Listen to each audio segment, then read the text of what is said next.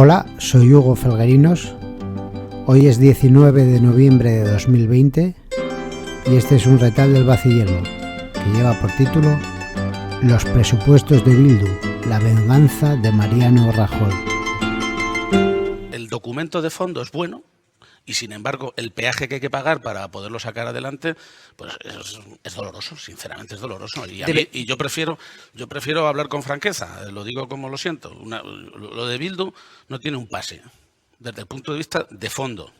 Era Emiliano García Paje, tal vez el último representante de eso que se puede llamar el socialismo botejara, que en sus tiempos tuvo como gran representante, superestrella, al que denominaban Bellotari, Ibarra, presidente de Extremadura, y el propio, incluso ese socialismo botejara, Bono también pertenecía a él. Había otros socialistas botejara por ahí que eran ese socialismo de la España hoy vaciada, y un poco entonces era la España de las Castillas, de Extremadura, recio, un socialismo de declaración contundente, lo bueno es bueno, lo malo es malo, en contra, siempre en defensa de España y tal.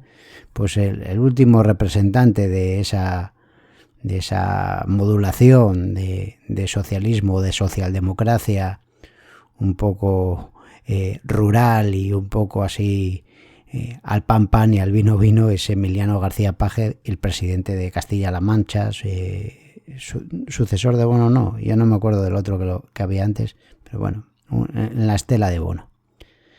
Y las declaraciones son porque el gobierno que tenemos, que es un gobierno mixto, PSOE-Podemos, pues va a sacar adelante unos presupuestos largamente esperados y muy necesarios ahora por la crisis económica, con el voto de Bildu, el voto de una fuerza política que algunos denominan ETA, que no es ETA, porque es la fusión de ETA y la izquierda vasca y todo esto, no es exactamente ETA, pero que bueno, está montando como siempre una fenomenal polvareda que en realidad está ocultando, o que oculta el núcleo del problema, el núcleo candente del problema que hay aquí, que lleva mucho tiempo sin resolver y que nos remite otra vez al núcleo de ese problema.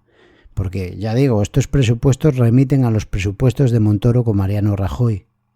Y esos presupuestos que sacó Rajoy adelante con el voto del PNV y con un encaje de bolillos, remiten a la moción de censura, a la famosísima moción de censura, hecho capital en la política española de los últimos 25 años, de la historia política reciente del país, en la que por primera vez se removió a un presidente del gobierno con una moción de censura. Y de ese episodio político salió el panorama que tenemos hoy. El panorama que tenemos hoy de un gobierno en el que conviven la cuarta generación de izquierdas, socialdemocracia de corte alemán, el representante del SPD en España, el PSOE de Sánchez, además un Sánchez que es, digamos, que heredero de toda la escuela de Miguel Ángel Rojo, del solchaguismo, de las élites formadas en el Banco de España. Y después tenemos en la otra banda ese experimento novedoso que ha ido cuajando en la Universidad Española, concretamente la Autónoma de Madrid, desde los años 90, primero procedente de la antiglobalización y que fue modulándose hacia lo que podemos denominar séptima generación de izquierda, que proviene ya directamente de Latinoamérica y que no es un producto ya que no nos entra por los Pirineos, sino que nos entra de ahí.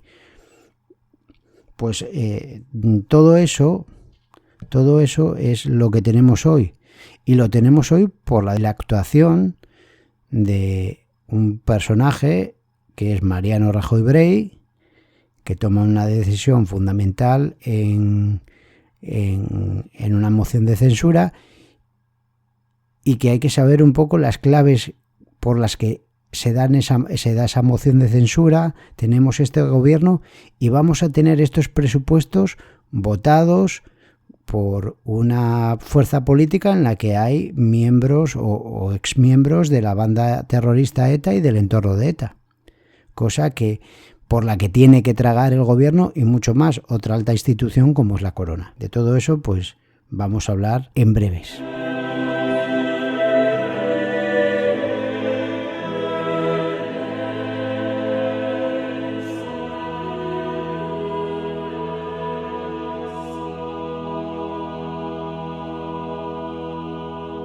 Bueno, y un titular más, ¿no? También decía algo así como que al rey Juan Carlos, según ese informe de la policía, el rey Juan Carlos estaba en la tesis de hay que apartar a Mariano Rajoy.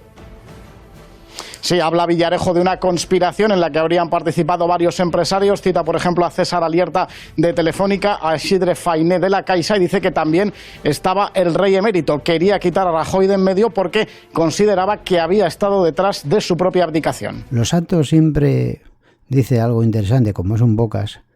Siempre dice algo interesante para entender un poco la política. Dice, las noticias verdaderamente jugosas y que dan la clave de lo que se presenta oficialmente en las crónicas políticas, crónicas parlamentarias, crónicas de la vida política institucional, dice, se encuentran siempre en las páginas del colorín, en la prensa rosa. Esas claves están ahí.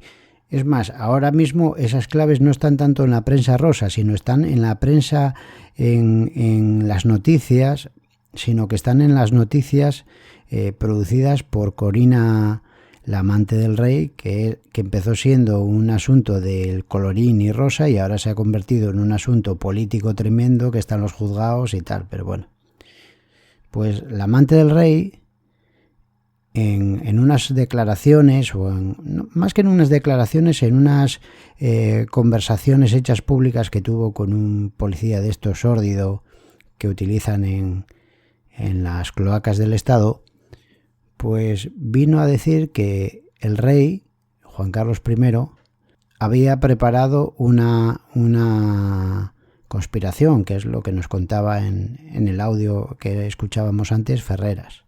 O sea, el rey había preparado una especie de conspiración contra Mariano Rajoy, pero además secundado por dos grandes empresarios como eran Isidre Fainé, presidente de La Caixa, que había tenido problemas con Rajoy en el 2017, tuvo que sacar la sede de La Caixa de Cataluña, y César Alierta, presidente de Telefónica y con el que también debía tener roces Rajoy.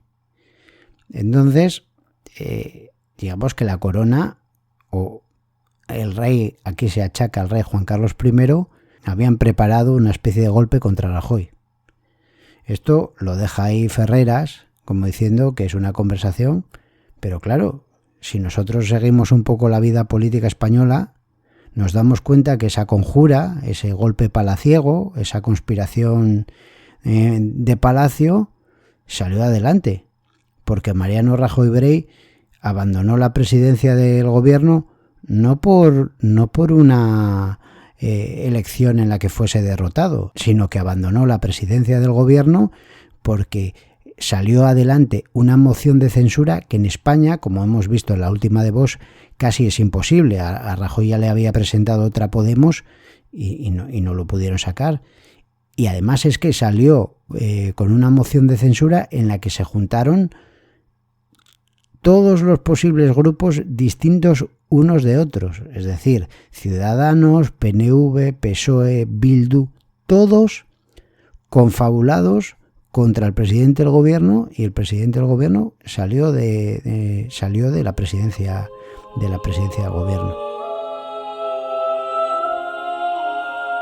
La Corona y la institución de la presidencia del gobierno, que en España se dice que viene a asemejarse como una especie de primer ministro, pero no es cierto. El presidente del gobierno, la presidencia del gobierno, es una institución muy fuerte y muy poderosa, y mi tesis es que está diseñada desde el franquismo en este sentido. Franco entendió que el monarca iba a ser el representante en España de las potencias exteriores, de los mercados exteriores, era Juan Carlos I, y que, digamos, el representante de las oligarquías interiores del país, funcionariado, ricos, etcétera, etcétera, o sea, las clases internas, las iba a representar el presidente del gobierno, y que esas dos instituciones se iban a frenar. El conflicto entre ellas es permanente. Todos los presidentes con el jefe del Estado, quitando Felipe González, que evidentemente el PSOE es otra cosa porque es el partido de Alemania, es el SPD, su sección española, pero todos los presidentes salen tarifando con el rey, todos.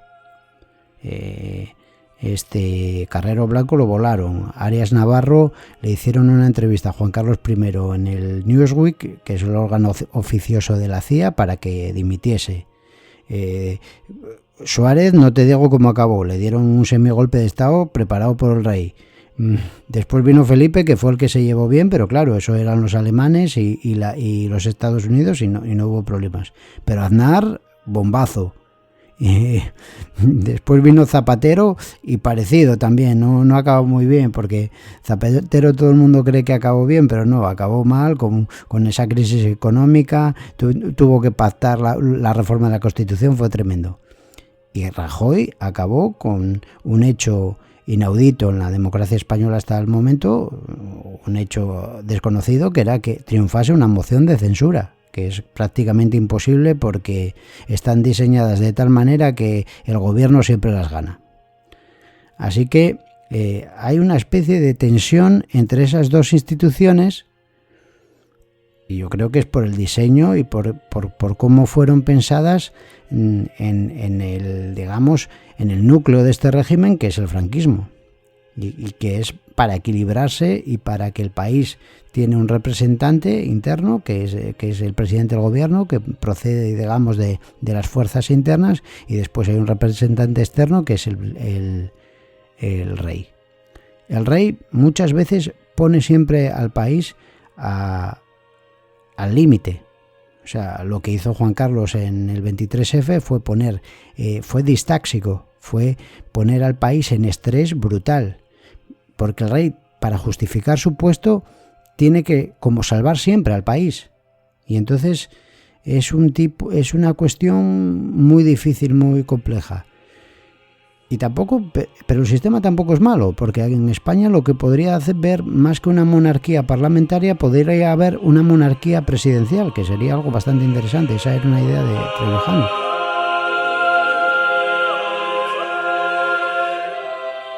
Zapatero y Rajoy son dos raras avis, son dos políticos que en este siglo XXI se transformaron ante los cambios y ante la transformación y la aparición de China, el cambio de la Unión Europea. Todo eso fue una transformación, y ambos arrancaron dos líneas. Zapatero, yo creo que se metió en la senda de la séptima generación de izquierdas, y Rajoy, cuando dijo aquello de que el que quiera irse al Partido Liberal, que se vaya al Partido Liberal, y el que quiera irse al Partido Conservador, que se vaya al Partido Conservador, inició un nuevo módulo de derecha hispana que yo definiría como el moderantismo iberoamericano o hispanoamericano, algo de eso. Arrancó por ahí, y fundamentalmente eso está en Galicia, y a mí me parece que ese fue un movimiento que tiene su resonancia interna en el país.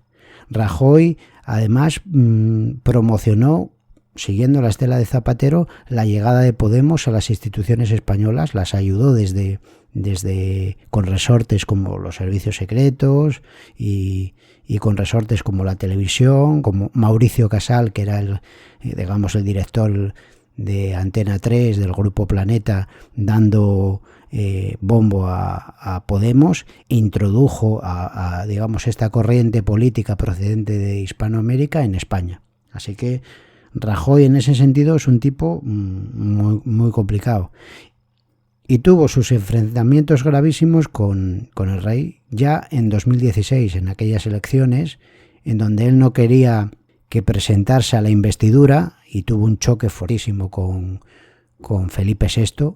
Así que la conspiración no quedaba solo en Juan Carlos, que es lo que sutilmente quiere hacernos ahí creer Ferreras. Ferreras quiere decirnos que Juan Carlos quería dar una especie de golpe palaciego, pero no pasó nada. No, el golpe palaciego continuó y lo dio el hijo, Felipe VI, el actual rey. El golpe palaciego fue que Felipe VI quería un gobierno PSOE-Ciudadanos, el famoso y olvidado ya pacto del abrazo entre Rivera y Sánchez. Felipe VI y el poder, el IBEX 35, querían eso.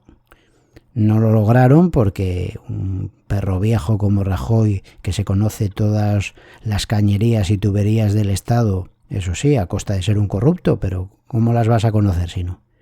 Pues un perro viejo como Rajoy frenó toda la estrategia de Felipe VI y se llevó la legislatura. Sánchez en ese momento, digamos que paró, siguió, no intentó nada más hasta que después del estrés nuevamente de Cataluña en el 2017, de esa intervención enloquecida e imprudente nuevamente la Corona, siempre la Corona estresando al país en ese sentido. Rajoy no quería que el rey hiciese un discurso de salvapatrias porque ya se encargaba él de dar leña con la policía y después poner paños calientes cara a la opinión pública, pero el rey tenía que hacer el discurso de salvapatrias. Y entonces, cuando todos estos acontecimientos se dieron, surge, pues claro, lo que tiene que surgir, porque tú para mantenerte en el poder, pues es a base de corrupción y a base de un tubo de mierda. Es como se mantienen los partidos. Eso es de lógica pura. Entonces, aprovechando una serie de sentencias judiciales, el rey da orden a Pedro Sánchez que vuelva otra vez al ataque, que vuelva otra vez a intentar descabalgar a Rajoy. Y la consigna se ve clarísima en la moción de censura cuando Pedro Sánchez le dice esto a Rajoy. Quiero subrayar que quien activa esta moción de censura es hoy el presidente del Gobierno de España. Es usted, señor Rajoy, quien nos ha traído hasta aquí. Pero, señorías, este escenario puede cambiar en este preciso momento, señor Rajoy. Este debate en este mismo segundo puede llegar a su fin. Le voy a hacer una pregunta, señor Rajoy. ¿Está usted dispuesto a dimitir? ¿Está dispuesto a dimitir hoy, aquí, ahora? Dimita, señor Rajoy, y todo terminará. Podrá salir de la presidencia del Gobierno por decisión propia. ¿Va a dimitir, señor Rajoy? ¿O va a continuar aferrado al cargo, debilitando la democracia y debilitando y devaluando la calidad institucional de la presidencia del Gobierno? Más claro no puede ser, cristalino. Tú te apartas, sigue Soraya, en 2 años celebramos elecciones y Rivera y yo pues conformamos el nuevo gobierno en gusto al rey y a los poderes de en torno al rey, de esas potencias económicas, de esas influencias económicas. Pero la reacción de Rajoy fue fordiana. La reacción de Rajoy fue John Ford. Fue decir, encerrarse con una botella de whisky por una tarde lluviosa en un bar y decir que no, que él que no iba a dimitir y que si querían gobernar, pues que gobernasen. Pero claro, tenías que gobernar ¿con quién? Con quien habías forzado la moción de censura, porque la estrategia que utilizó Sánchez era clara, era forzar la moción de censura con Bildu, con Podemos, con todos estos, más o menos que todo el mundo le apoyase de una forma u otra, Ciudadanos absteniéndose, el PNV pues votando sí, casi.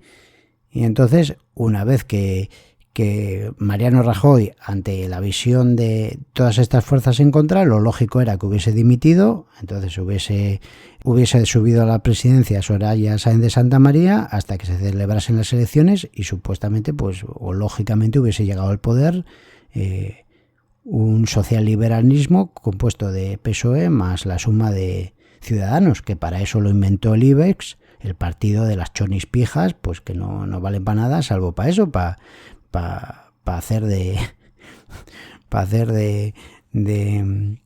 bisagra, ¿no? Pero resulta que Mariano a él echó, ya digo, como John Wayne, y eso que le llamaban maricomplejines, 2 pelotas, y dijo el tío, no, ¿queréis gobernar? Pues vais a gobernar con la 7ª generación de izquierdas.